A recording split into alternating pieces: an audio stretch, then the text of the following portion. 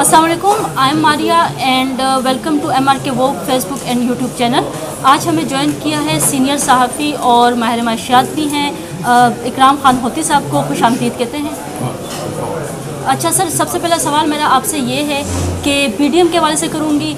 PDM हुकूमत के जो पिछले माह थे, जो उन्होंने ये टाइम गुजारा है अपने, सर क्या कहना चाहेंगे आप, वो उनमें कामयाब रहे हैं या नाकाम हुए हैं? देखें, बुनियादी तौर पर मईशत में सिर्फ पाकिस्तान के हवाले से सिर्फ 3 चीज़ें हैं। पहली चीज़ ये है कि पाकिस्तान को फ़ॉरेन एक्सचेंज का ज़रूरत हर वक्त बहुत ज़्यादा रहती है और गुज़श्ता 10 साल से फ़ॉरेन एक्सचेंज क्रंच आया हुआ है पाकिस्तान पर। उसकी वजह ये है कि पाकिस्तान ने जो डील्स की हैं IMF के साथ, वो डील्स ज़्यादा कामयाब नहीं रही हैं। ऑलराइट। अच्छा, दूसरा ये है कि वो जो फ़ॉरेन एक्सचेंज क्रंच है, उसके अलावा जो दूसरा मसला है बड़ा, वो है कि पाकिस्तान को जो टैक्स रेवेन्यू है वो इस तरह स्पीड से आगे नहीं बढ़ रहा जितना कि हुकूमत को ख़र्चों की ज़रूरत है, लिहाजा बजट डेफिसिट्स फेस कर रहा है पाकिस्तान। बिल्कुल। जो तीसरा मसला है पाकिस्तान का, वो ये है कि पाकिस्तान अपनी जो प्लानिंग कर रहा है डेवलपमेंट के लिए, उसके लिए पाकिस्तान को बार बार उसकी जो बजट है उस पर कट लग जाता है क्योंकि जो डेफिसिट है वो बहुत बढ़ जाता है। लिहाजा अब ये जो साल गुजरा है अभी, इसमें कुछ बेहतरी आई है, लेकिन गुज़श्ता 5-6 सालों में जो प्लानिंग बजट होता था उसके मुताबिक पाकिस्तान डेवलप नहीं हुआ। इसका मतलब क्या हुआ कि डेवलपमेंट नहीं हुई, रेवेन्यूज़ नहीं आए। इसका मतलब ये हुआ कि पाकिस्तान को डॉलर क्रंच रहा है और सारी दुनिया में यही 3 मसाइल हैं। अगर इन पर काबू पा लिया जाए तो बेरोज़गारी भी कम हो जाती है और महंगाई पर भी काबू पाया जा सकता है। बिल्कुल। सर, PDM के मईशत के हवाले से कौन कौन से ऐसे इक़दाम हैं जिनसे आप मुतमईन नज़र आते हैं? एज ए इकोनॉमिस्ट, जो आप इकोनॉमी की बीट को कवर करते हैं, इतना आपका एक्सपीरियंस है, क्या कहना चाहेंगे कि कौन से ऐसे मंसूबे थे जिनमें वो कामयाब नज़र आए, वो बेहतरीन थे, और कौन से ऐसे मंसूबे थे जिन पर उनको काम करना चाहिए था मगर वो उनकी तरफ तवज्जो नहीं दे सके और वो कामयाब नहीं रहे? देखिए, 2 लिहाज से PDM की गवर्नमेंट जो थी वो डेफिशिएंट थी। नंबर 1 जिसको कहते हैं फंड्स डेफिशिएंसी, कि इनके पास फंड्स ही इतने नहीं थे कि वो काम कर सकते। दूसरा, वो पॉलिटिकली डेफिशिएंट थे क्योंकि उनके पास जो क्लियर मैंडेट होता है हुकूमत करने का वो नहीं था। उनके पास एक इंटरिम टाइप गवर्नमेंट थी। उस गवर्नमेंट में लॉन्ग टर्म जो पॉलिसी मेकिंग होती है वो नहीं होती। दूसरा ये है कि जो प्रोजेक्ट्स होते हैं वो कंप्लीशन पीरियड में नहीं दाखिल होते। और तीसरा ये मसला है कि जो IMF के साथ डील की उन्होंने, तो वो एक शॉर्ट पीरियड के लिए आए थे, तो वो डील जो है वो भी कोई ज़्यादा कामयाब नहीं हुई, और जितनी कामयाब हुई है वो बहुत सख्त कंडीशंस पे कामयाब हुई है। उसकी वजह से पाकिस्तान का रेवेन्यू बढ़ना, प्रोडक्शन बढ़ना, डिस्ट्रीब्यूशन सिस्टम बढ़ना, सर्विस इंडस्ट्री बढ़ना, पाकिस्तान की इंपोर्ट बढ़ना, इसका इम्कान नहीं है। बिल्कुल बिल्कुल ऐसा ही है। अच्छा, आते हैं निगरान हुकूमत की जानिब। सर ये बताएं कि जो निगरान हुकूमत है, उन्होंने इक़्तिदार संभालते ही आवाम पर पेट्रोल का बम गिरा दिया है, ठीक है। जैसे कि शहबाज शरीफ साहब ने भी कहा कि हर 15 और 20 दिन के बाद हमें मजबूरी है हमारी, और हमें जो प्राइसेस है पेट्रोल की हमें बढ़ानी पड़ जाती हैं। सर, ऐसी क्या मजबूरी है कि पेट्रोल की प्राइसेस बढ़ानी पड़ जाती है, और इस निगरान सेटअप की क्या मजबूरी बनी कि इक़्तिदार संभालते ही उन्होंने आवाम पे इतना बड़ा पेट्रोल का जो बम है वो गिरा दिया? देखिए, पेट्रोलियम प्राइसेस जो हैं उसके 3 मुख्तलिफ एंगल्स हैं। नंबर 1 कि दुनिया में कितना महंगा हो रहा है। नंबर 2 डॉलर कितना महंगा हो रहा है क्योंकि हमने डॉलर से खरीदी। बिल्कुल। नंबर 3 जो पाकिस्तान है वो कितना डेफिसिट में जा रहा है कि पेट्रोल किस कीमत पर बेच सकता है। अगर पाकिस्तान के पास अपनी जो रकम है, फंड्स हैं, अगर वो डेफिसिट साइड पे ज़्यादा ना हो तो पाकिस्तान कुछ ना कुछ सब्सिडी दे सकता है, पाकिस्तान पेट्रोल की कीमत कम रख सकता है। लेकिन IMF ने सख्ती से मना कर दिया है कि आपने सब्सिडी नहीं दे रहे।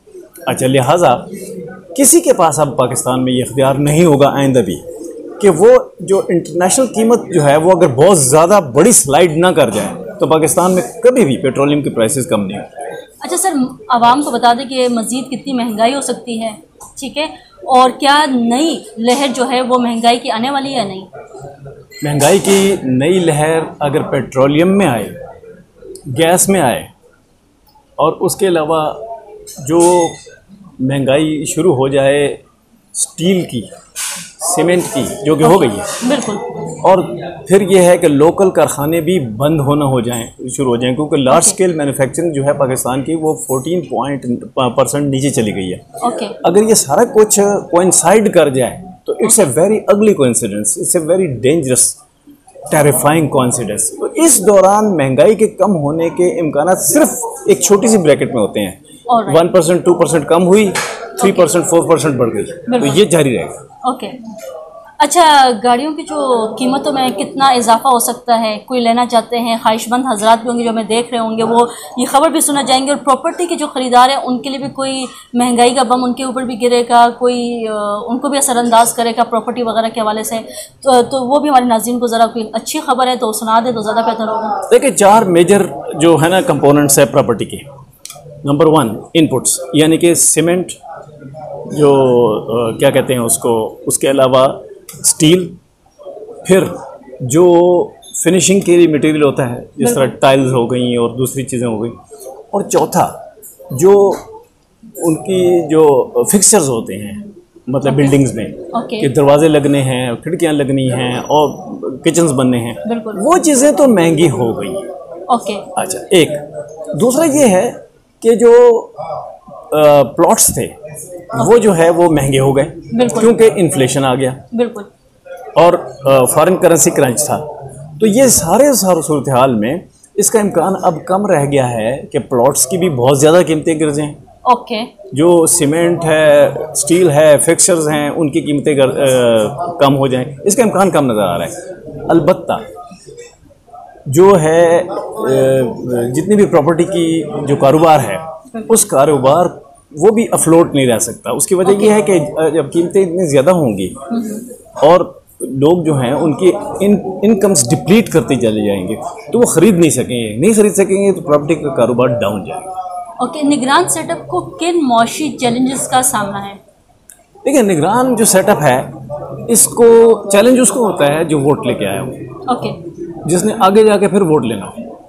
सबसे बड़ा तो पॉलिटिकल प्राइस देनी पड़ती है ना, जो कि भाई आप हुकूमत में आए, आपने कुछ किया बड़ा, और उसके बाद फिर आपको वोट मिले। ये हुकूमत जो है इसका कोई बोझ नहीं है इस पर। हाँ, अलबत्ता जो IMF के साथ इन पे है कि भाई ये माने वो शराइत और उन पे अमल दरामद करवाएं, और उन्होंने इसीलिए $3 अरब को 3 हिस्सों में तकसीम करके रख दिया कि जो हुकूमत आएगी उसको $1 अरब या 99 करोड़ डॉलर देंगे तो आगे हमारे प्रोग्राम पे अमल करेगी।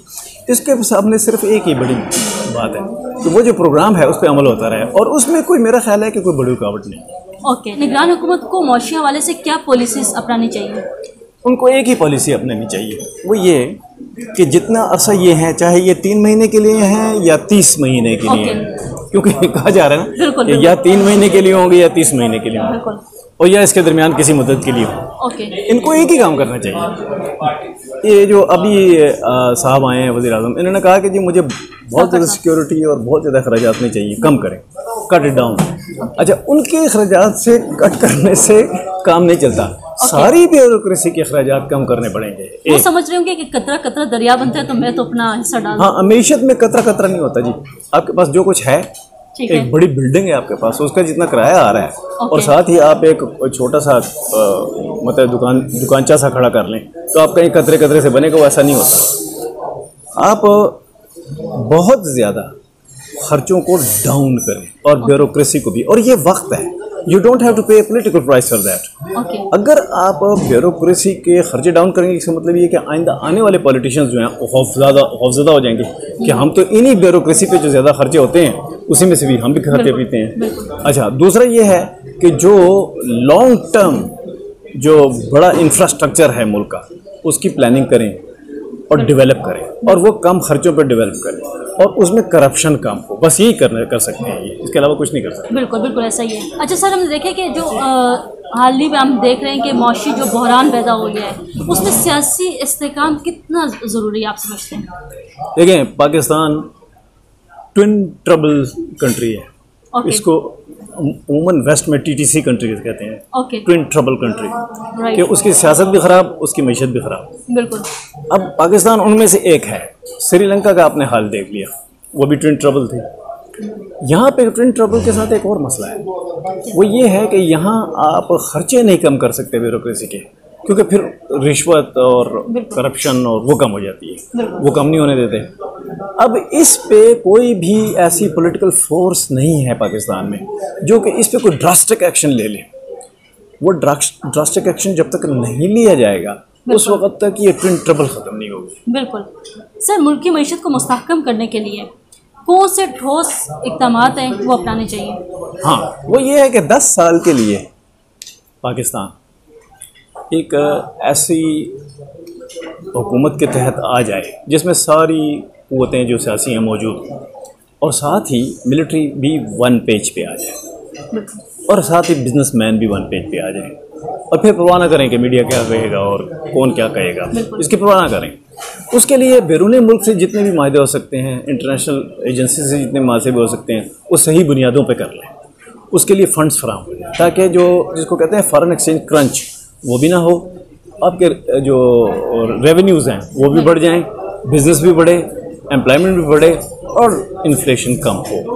यही एक 10 साला प्रोग्राम के लिए में हासिल हो सकता है। सर बहुत अच्छा लगा आपसे बात करके। Thanks for coming and giving us your precious time. नाज़रीन, आपसे किसी और प्रोग्राम में किसी अगले टॉपिक के साथ फिर दोबारा मिलेंगे। अंटिल देन, अल्लाह हाफ़िज़।